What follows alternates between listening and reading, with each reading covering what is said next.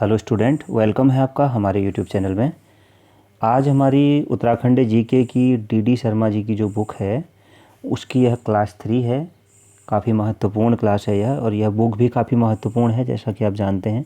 विगत वर्षों के आपने कुछ क्वेश्चन पेपर्स देखे होंगे, जैसे फॉरेस्ट गार्ड का एग्ज़ाम हुआ था या उससे पहले कनिष्ठ सहायक के जो एग्ज़ाम हुए थे, कुछ प्रश्न तो इस बुक से सीधे ही पूछे गए थे। तो इसलिए यह बुक काफ़ी महत्वपूर्ण हो जाती है। और अगर आपने यह बुक थोड़ा बहुत पढ़ी होगी तो आप इन प्रश्नों का आसानी से उत्तर दे पाएंगे। और अगर आपने नहीं भी पढ़ी है तो थोड़ा सा यहाँ पर चर्चा करेंगे, और वो तब भी आपने अगर कुछ अन्य बुक्स भी पढ़ी होंगी तो तब भी आप इन प्रश्नों का उत्तर दे पाएंगे। और काफ़ी महत्वपूर्ण प्रश्न हैं। इस बुक में काफ़ी सारे टॉपिक्स हैं और मैं आपको बताता हूँ कि आज का जो इसमें एक तरह से आ ई इस तरीके से टॉपिक वाइज जो होते हैं उस तरह से इस बुक में मतलब चैप्टर्स होते हैं। तो आज हम जिस चैप्टर्स के क्वेश्चंस को हमने लिया है वह अ से हैं। ज़्यादातर अ से संबंधित प्रश्न ही इसमें हैं। अगर आप अ से रिलेटेड टॉपिक्स को आप बुक में ढूंढेंगे तो पेज नंबर 4, 5, 6, 7, 8 पे ऐसे आपको मिल जाएंगे ये प्रश्न। आप इनके प्रश्न के उत्तर देख सकते हैं, वहाँ पर भी आपको मिल जाएंगे। और इसकी अगर आप पीडीएफ डाउनलोड करना चाहते हैं तो डिस्क्रिप्शन में से आपको टेलीग्राम का लिंक मिल जाएगा, वहाँ से आप पीडीएफ ज़रूर डाउनलोड कर लीजिएगा इसका। उसमें आंसर भी होंगे और वहाँ से डाउनलोड करके आप पीडीएफ देख सकते हैं। और बहुत ख़ास तो मैं इसे नहीं कहना चाहूँगा, क्योंकि बुक पढ़ेंगे तो फिर तो बहुत आसान है यह प्रश्न। लेकिन एक तरह से क्वेश्चन आंसर के फॉर्मेट में पढ़ने में थोड़ा सा एग्ज़ाम में हेल्प मिलती है और दिमाग में एक स्ट्राइक जैसी होती है जिससे जल्दी याद होता है। अगर ज़्यादा बुक पढ़ने का टाइम आपके पास नहीं है तो आप इन प्रश्नों से भी धीरे धीरे हम सारी बुक को कवर करने की कोशिश करेंगे। अभी ज़्यादा प्रश्न शामिल नहीं किए हैं, जल्दी ही ज़्यादा प्रश्नों को भी शामिल करेंगे। आप अपना स्कोर कमेंट बॉक्स में ज़रूर बताइएगा। थोड़ा सा इन प्रश्नों की छोटी सी यहाँ पर चर्चा भी करेंगे, ताकि जो पहली बार इसको जिन्होंने बुक नहीं पढ़ी है वो बच्चे भी इसको आसानी से समझ पाएँ। तो पहला क्वेश्चन है हमारा, निम्न में से किस मंदिर के बाहर एक स्तंभ में धर्मचक्र का प्रतीक बना है? काफ़ी महत्वपूर्ण प्रश्न है, किस मंदिर में बना हुआ है? तो यह जो प्रतीक है यह किस मंदिर में बना हुआ है? यह बना हुआ है ऑप्शन ए अगस्त मुनि। जो यह मंदिर है इस मंदिर में बना हुआ है, धर्मचक्र का प्रतीक इस मंदिर में बना हुआ है। तो ध्यान रखिएगा, धर्मचक्र का प्रतीक अगस्त मुनि मंदिर में बना हुआ है। तो ऑप्शन ए इस प्रश्न का राइट आंसर हो जाएगा। अगला प्रश्न देखते हैं, क्वेश्चन नंबर 2। ये भी अगस्त मुनि से संबंधित ही है। अगस्त मुनि तीर्थ स्थल कहाँ स्थित है? तो इसका राइट आंसर क्या हो जाएगा? इसका राइट आंसर हो जाएगा क्या? गढ़वाल मंडल का रुद्रप्रयाग जनपद। तो ऑप्शन बी इस प्रश्न का राइट आंसर होगा। थोड़ा सा इसकी चर्चा करते हैं इसकी। तो यह केदारखंड का यह पवित्रतम तीर्थ स्थल गढ़वाल मंडल के रुद्रप्रयाग जनपद में स्थित है। तो इस हिसाब से इसका ऑप्शन बी राइट आंसर हो जाएगा। और थोड़ा सा और जानते हैं, यह जो यहाँ पर अगस्त ऋषि की तपस्थली थी, तपस्थली है यह, एक तरह से जो अगस्त ऋषि थे उनके इस तपस्थल में उन्हें समर्पित एक छत्र रेखा शिखर शैली का बहुत भव्य गर्भगृह देवालय स्थित है। यह भी ध्यान रखिएगा, कैसा देव इनके तपस्थल में उन्हें समर्पित किया है एक छत्र रेखा शिखर शैली का। यह बहुत ही महत्वपूर्ण तथ्य है, एक छत्र रेखा शिखर शैली का बहुत भव्य गर्भगृह देवालय है। तो प्रश्न आ सकता है इस तरह से भी कि शिखर शैली का गर्भगृह देवालय कहाँ स्थित है? तो अगस्त मुनि जो तीर्थ स्थल है इसमें स्थित है, जिसमें महर्षि की यहीं पर जो गर्भगृह में महर्षि की एक अष्टधातु की द्विभुजी मूर्ति, उनकी पत्नी लोपामुद्रा की मूर्ति भी प्रतिष्ठापित है। प्रार्थना स्थल के पास ही मुख्य प्रांगण में उनकी प्रतिमा विद्यमान है। केंद्र में एक बड़ी तथा उसी के पीछे 2 छोटी गद्दियां बनी हुई हैं, जिनमें से बड़ी गद्दी को राम का सिंहासन कहा जाता है। तो लोगों का ऐसा भी मान्यता है कि वनवास काल में भगवान राम अगस्त मुनि से मिलने यहाँ पहुँचे थे। तो यह ध्यान रखिएगा। और इसी मंदिर के एक स्तंभ पर क्या है? धर्मचक्र। जैसा हम ऊपर प्रश्न में हमने पढ़ा था, इससे ऊपर वाले प्रश्न में उसमें धर्मचक्र बना हुआ है। मतलब इसके बाहर एक स्तंभ है जिसमें धर्मचक्र का प्रतीक अवस्थित है। और विश्वत संक्रांति के रोज़ यहाँ पर एक पर्वोत्सव का आयोजन किया जाता है, जिसमें बड़ी संख्या में लोग भाग लेते हैं। चमोली और टिहरी जनता भागीदार रहती है इसमें। अगला प्रश्न देखते हैं, टिहरी गढ़वाल की, काफ़ी महत्वपूर्ण है अभी, टिहरी गढ़वाल की तीसरा प्रश्न है। प्रश्न है, टिहरी गढ़वाल की भरदार पट्टी के स्वारी या स्यारी नामक गांव में निम्न में से कौन सा देवस्थल स्थित है? तो महत्वपूर्ण है। क्या है प्रश्न? टिहरी गढ़वाल की भरदार पट्टी के स्वारी या स्यारी गांव में निम्न में से कौन सा देवस्थल स्थित है?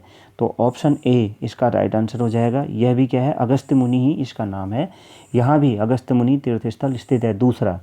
तो यह भी यहाँ पर राइट आंसर क्या हो जाएगा? स्यारी या स्वारी या स्यारी नामक गांव में टिहरी गढ़वाल की भरदार पट्टी में भी अगस्त्य मुनि नाम का एक तीर्थस्थल यहाँ पर भी स्थित है। तो देखते हैं इसको, थोड़ा इसको भी समझते हैं। ये जो टिहरी गढ़वाल में स्थित है, इसके पुजारी जोशी व कुंजावाल जाति के ब्राह्मण होते हैं। स्यारी में प्रत्येक, जो स्यारी में अगस्त्य मुनि नाम का तीर्थ स्थल है, यहाँ पर प्रत्येक 12वें वर्ष में एक बृहद यज्ञ का आयोजन भी होता है। 12वें वर्ष के बाद होने वाला, मतलब यहाँ पर क्या होता है, इस वाले में जो टिहरी गढ़वाल में अगस्त्य मुनि है, इसमें 12 वर्ष के बाद होने वाले यज्ञ के बारे में माना जाता है कि इसके प्रांगण में बने यज्ञ कुंड के आवरण को खोलने वाले व्यक्ति की 6 महीने में मृत्यु हो जाती है। इसलिए इसके लिए ऐसे व्यक्ति को चुना जाता है, मतलब उस आवरण को खोलने के लिए, जो स्वेच्छा से इसके लिए तत्पर हो। तो यह ध्यान रखने योग्य बात है यहाँ पर कि एक अगस्त्य मुनि कहाँ पर है? टिहरी गढ़वाल में भी स्थित है। स्वारी भरदार पट्टी के स्वारी या स्यारी नामक गाँव में स्थित है। तो यहाँ पर 12वें वर्ष क्या होता है? यज्ञ का, बृहद यज्ञ का आयोजन होता है। तो ऑप्शन ए राइट आंसर हो जाएगा। यह यहाँ पर ध्यान रखने योग्य है। अगला प्रश्न है क्वेश्चन नंबर 4। रामायण प्रदीप का रचयिता कौन था? तो 4 ऑप्शन है कौन था। तो इसका राइट आंसर हो जाएगा भरत कवि इसके रचयिता थे। ऑप्शन बी इस प्रश्न का राइट आंसर हो जाएगा। रामायण प्रदीप का रचयिता कौन था? भरत कवि जी थे। तो ऑप्शन बी राइट आंसर होगा। अगला प्रश्न है अटरिया देवी मंदिर का निर्माण किसने करवाया था? तो अटरिया देवी मंदिर का निर्माण किसने करवाया था? काफ़ी महत्वपूर्ण प्रश्न है ये भी। अटरिया देवी मंदिर से संबंधित है। तो इसका निर्माण किसने करवाया था? तो राइट आंसर हो जाएगा किसने करवाया था? ऑप्शन बी रुद्रचंद्र ने इसका निर्माण करवाया था। एक तरह से चंद लोगों ने इसका निर्माण करवाया था, रुद्रचंद्र ने इसका निर्माण करवाया था। एक इसके बारे में दंत कथा टाइप की प्रचलित है। जनश्रुति के अनुसार क्या हुआ था कि रुद्रचंद्र जब वनु के आखेट करने के लिए निकले तो एक स्थान पर उनके रथ का पहिया जमीन में धंस गया। काफ़ी प्रयास करने के बाद भी जब वह नहीं निकला तो वह थककर विश्राम के लिए वट वृक्ष की छाया में लेट गए और नींद आ गई। जब उस समय उन्होंने एक स्वप्न देखा जिसमें माता भगवती ने उन्हें बताया कि जहाँ पर उनके रथ का पहिया धंसा है वहाँ पर उसके नीचे एक कुआं है और उसमें एक प्रतिमा दबी हुई है। नींद में जागने पर राजा ने अपने सैनिकों को उस स्थान का उत्खनन करने का आदेश दिया और उसे खोदने पर एक माता की प्रतिमा, देवी भगवती की एक प्रतिमा मिल गई, जिसके विषयों में देवी ने स्वप्न में बतलाया था। राजा ने उसे बाहर निकलवाया। उसी स्थान पर देवी के मंदिर का निर्माण करवा कर उसमें देवी की मूर्ति का स्थापना करवा दी। संयोग से जब मंदिर में देवी की प्राण प्रतिष्ठा कराई गई थी तब उस समय चैत्र के नवरात्र चल रहे थे, नवरात्रियाँ चल रही थी चैत्र की। तभी से प्रत्येक वर्ष चैत्र नवरात्रों में देवी की पूजा तथा पौर्णमासी को क्या होता है? उत्सव हुआ करता है। यहाँ पर दूर दूर से लोग यहाँ पर आते हैं और इस क्षेत्र के थारू बुक्सा जनजाति के लोग विवाह के उपरांत नव दंपति, मतलब एक तरह से अपना आशीर्वाद लेने के लिए भी यहाँ पर आते हैं। तो यह ध्यान रखिएगा। रुद्रचंद्र मतलब एक तरह से चंदू ने निर्माण करवाया था, उसमें भी रुद्रचंद्र ने निर्माण करवाया था। अगर चर्चा यहाँ पर ज़्यादा हो रही है तो आप कमेंट बॉक्स में बताइएगा, थोड़ा उसको कम करेंगे चर्चा या नहीं करेंगे, जैसा आप बताएं उस हिसाब से देख लेंगे। अगला प्रश्न है अटरिया देवी मंदिर कहाँ स्थित है? यही मंदिर कहाँ पर स्थित है? तो यहाँ कहाँ स्थित है? ऊधम सिंह नगर में स्थित है, रुद्रपुर में। और रुद्रचंद्र ने ही, आप जानते हैं, रुद्रपुर को बसाया था। तो यह तो जानते ही हैं सभी। तो रुद्रचंद्र ने रुद्रपुर को जब बसाया था तो वहीं पर उन्हें स्वप्न आया था। तो ऊधम सिंह नगर में ही रुद्रपुर स्थित है। तो ऑप्शन ए इस प्रश्न का राइट आंसर हो जाएगा। ऑप्शन ए ऊधम सिंह नगर में अटरिया देवी मंदिर स्थित है। अगला प्रश्न है क्वेश्चन नंबर 7। सट्टा बट्टा या ग्वर सांटो, ध्यान रखिएगा, सट्टा बट्टा या ग्वर सांटो या अट्टा सट्टा क्या है? तो दिए गए ऑप्शंस में से यह क्या है? तो इसका राइट आंसर क्या हो जाएगा? यह ऑप्शन सी एक वैवाहिक परंपरा है। क्या है? वैवाहिक परंपरा। तो ऑप्शन सी इस प्रश्न का राइट आंसर हो जाएगा। उत्तराखंड की वैवाहिक परंपराओं में से एक है यह। तो यह होती क्यों थी?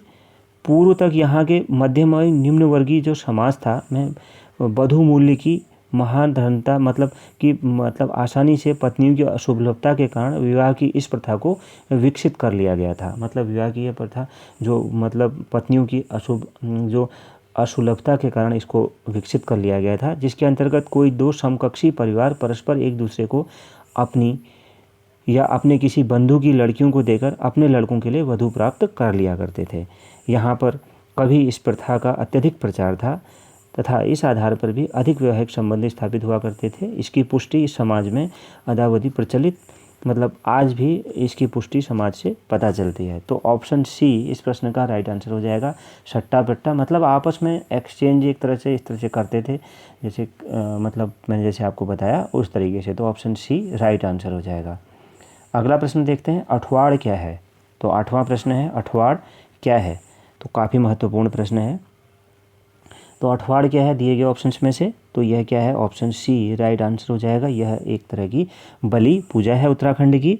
इसमें किसी देवता विशेषकर थोड़ा सा चर्चा करते हैं। काली, दुर्गा कुल की देवियों के पूजा स्थल पर उनके श्रद्धालुओं के द्वारा किसी मनौती या कामना की पूर्ति के उपलक्ष्य में एक साथ 8 जीवों की बलि चढ़ाई जाती थी, जिसमें सामान्यतः 7 बकरे, एक भैंसे का कट्टा हुआ करता था। इसका आयोजन विशेषकर नवरात्रियों से संबंध, अष्टमी अथवा देवी देवता विशेष से संबंधित तिथियों या नंदाष्टमी, दुर्गाष्टमी आदि के अवसर पर किया जाता था। तो एक तरह से भैंसा और बकरा वहाँ पर बकरियाँ वहाँ पर काटी जाती थी, उनकी बलि दी जाती थी। तो अठवाड़ उसी को कहते हैं। ऑप्शन सी इस प्रश्न का राइट आंसर हो जाएगा। अगला प्रश्न देखते हैं, अड़वाल किसे कहा जाता है। अब ये ड़ौ है यहाँ पर, अड़वाल किसे कहा जाता है। तो अड़वाल किसे कहा जाता है, अड़वाल, तो इस प्रश्न का राइट आंसर हो जाएगा, यह एक जाति है। तो ऑप्शन ए राइट आंसर हो जाएगा। थोड़ा इसकी चर्चा करते हैं। अड़वाल उत्तराखंड के कुमाऊं मंडल के पिथौरागढ़ जनपद की धारचूला तहसील की मल्ला तल्ला दारमा व्यांश घाटियों के 23 भूटांतिक ग्रामों के निवासी हैं, जो यहाँ की जनजातियों के समान ही, मतलब भूटांतिक क्षेत्रों में जैसे जनजातियाँ रहती हैं भोटियाँ, तो उनके समान ही आर्थिक और सामाजिक दृष्टि से पिछड़ी जाती हैं, ध्यान रखिएगा, पर उनकी गणना यहाँ के जनजातियों में नहीं की जाती है। यह एक ध्यान रखने पूर्ण तथ्य है कि इनकी गणना जनजातियों में नहीं की जाती है, पिछड़ी जाति में की जाती है। तो नहीं की गई है। एक आकलन के अनुसार इनकी कुल संख्या 4684 बताई गई है। मतलब ये डॉक्टर भगवान सिंह बिष्ट जी ने आज का पहाड़ में जो इनका है उसमें लिखा हुआ है। इनका व्यवसाय क्या होता था, ये अड़वालों का, इनका व्यवसाय साहूकार एवं व्यापारियों के भेड़ों के झुंडों को क्या कहा जाता था, ठाकरों।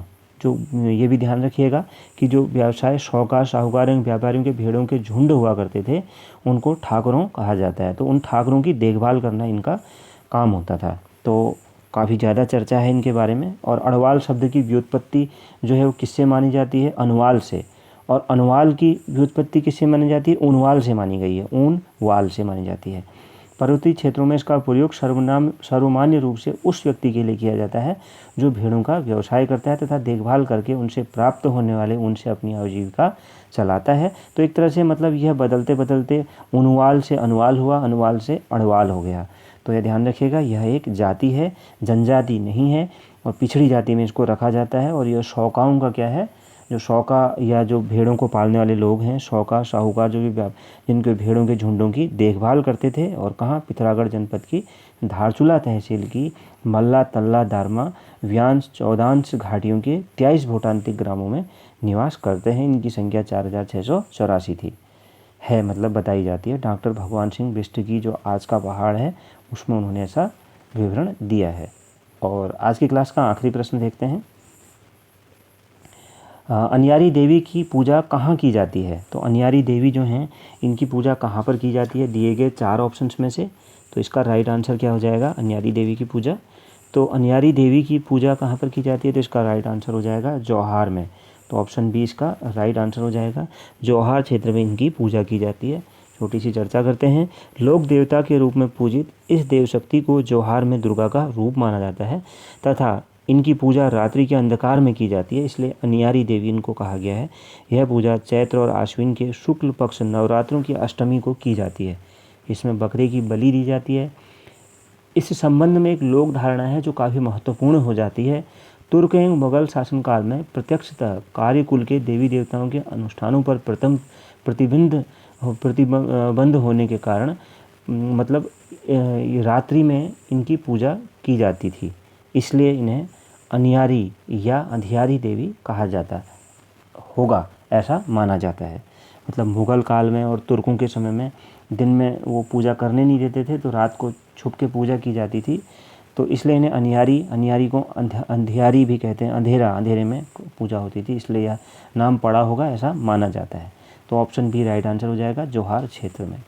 तो ये थी हमारी आज की क्लास। इस क्लास में आपका स्कोर क्या रहा कमेंट बॉक्स में ज़रूर बताइएगा। आप अपना स्कोर शेयर करते हैं तो स्कोर शेयर करने चाहे एक ही प्रश्न आपको आए तो स्कोर ज़रूर शेयर करिएगा। स्कोर शेयर करने से आपका एक तरह से मतलब आप अपनी तैयारी को परखते हैं, और जब आप वहाँ पर 1, 2, 5, 6, 7, 8 कुछ भी टाइप करते हैं तो आप अपना एक तरीके से आप अपनी तैयारी को परख लेते हैं वहाँ पर, और उसी जब आप टाइप करते हैं उसी समय आपको महसूस होता है कि आपने कम की है तैयारी या ज़्यादा की है, आपको कितनी मेहनत और करना चाहिए, आप कितने पानी में हैं। तो धीरे धीरे इस क्लास में प्रश्नों को और बढ़ाते हैं। तो मिलते हैं नेक्स्ट क्लास में। Thank you very much.